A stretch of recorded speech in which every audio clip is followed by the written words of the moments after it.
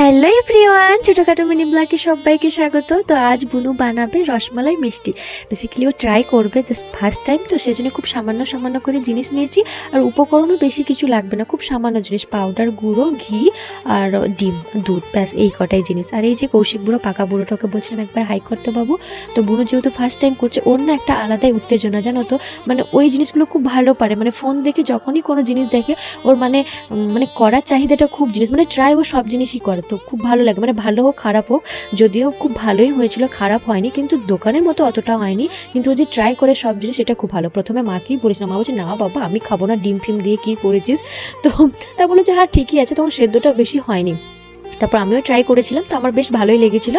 তো চলো এক ঝলক তোমাদেরকে দিদির গয়নাগুলো দেখিয়ে দিই, যদিও বা এখানে সোনার জিনিসগুলো নেই, ওগুলো সব দোকানেই রাখা আছে। তো দিদির বিয়েতে খুব জলদি, আজকে ভিডিওটা এই পর্যন্ত, টাটা।